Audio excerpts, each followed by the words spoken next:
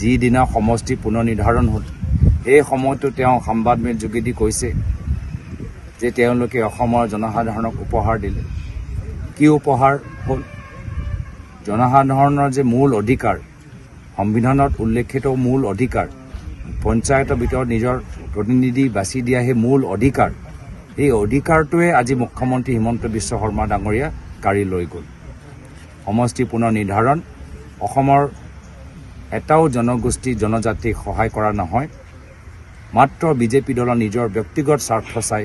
তেওঁলোকৰ vote bank vote coat আছে সেইখিনি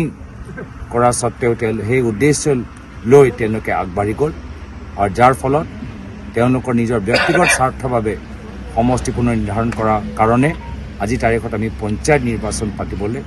আজি এই বৰ্তমান চৰকাৰ বিফল হৈছে ইয়াৰ মূল যে খলনায়ক হৈছে হিমন্ত বিশ্ব শৰ্মা ডাঙৰীয়া আৰু ইয়াৰ প্ৰতিশোধ ৰাজনৈতিকভাৱে আগন্তুক দিনত অসমৰ জনসাধাৰণে ল'ব কংগ্ৰেছে ইয়াত জড়িত হোৱাই নাই আমাৰ দলৰ যদি আমাৰ দলৰ নামত পেটিশ্যন আছে দেখাই দিয়ক নিজৰ ব্যৰ্থতা লুকাবলৈ চেষ্টা কৰিছে কংগ্ৰেছ দলৰ পৰা কোনোবাই দিছে নেকি পেটিশ্যনাৰটো নহয় আমাৰ জিলা কংগ্ৰেছে দিছে নেকি কেছ প্ৰদেশ কংগ্ৰেছে কেছ দিছে নেকি আৰু যদি যিসকলে দিছে তেওঁলোকৰ কথাত যদি কোনো মেৰিট নাথাকিলেহেঁতেন কোনো যুক্তি নাথাকিলেহেঁতেন তেতিয়াতো হাইকোৰ্টে লগে লগে কেছখিনি ৰিজেক্ট কৰিলেহেঁতেন কেছ ৰিজেক্ট নহ'ল কেছ ওপৰত হিয়াৰিং হ'ল অৰ্ডাৰ ৰিজাৰ্ভ হৈ আছে তাৰমানে কিবা যুক্তি আছে কিবা প্ৰমাণ আছে সকলোৱে দেখিছে তাতো ক'বলগীয়া কি আছে যে আজি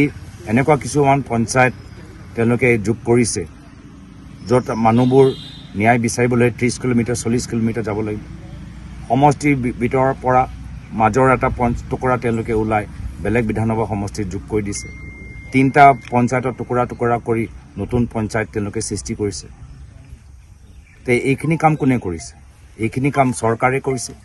আৰু প্ৰথম দিনতে ইয়াৰ গোটেই দায়িত্ব হিমন্ত বিশ্ব শৰ্মা ডাঙৰীয়া লৈছে সেই সময়তো তেওঁ কি কৈছিল যে আমি অসমৰ জনগোষ্ঠী জনজাতিৰ কাৰণে ডাঙৰ কাম কৰি গ'লো কি কাম কৰি গ'লো জনগোষ্ঠী জনজাতি নিজৰ এটা পঞ্চায়ত প্ৰতিনিধি বাচিব নোৱাৰে পঞ্চায়ত নিৰ্বাচন তেওঁলোকে নিজকে প্ৰতিনিধি হিচাপে আগুৱাই লৈ যাব নোৱাৰে চৰকাৰৰ বিফলতা কাৰণে নিজৰ ভোটটো তেওঁলোকে দিব পৰা নাই তো সেইকাৰণে ইয়াৰ মুখ্যমন্ত্ৰী মহোদয় আজি তেওঁ যদি এখন চৰকাৰ যদি সংবিধানত লিখা থকা পঞ্চায়ত নিৰ্বাচনে আয়োজন কৰিব নোৱাৰে তো চৰকাৰ কিয় আছে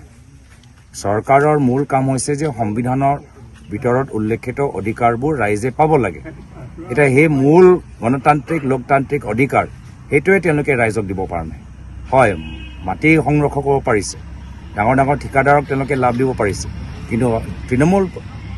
ৰাইজক তেওঁলোকৰ নৈতিক অধিকাৰ তেওঁলোকৰ সাংবিধানিক অধিকাৰ দিওঁতে মুখ্যমন্ত্ৰী বিফল হৈছে ইয়াৰ ৰাজনৈতিক প্ৰতিশোধ আগন্তুক দিনত ৰাইজে ল'ব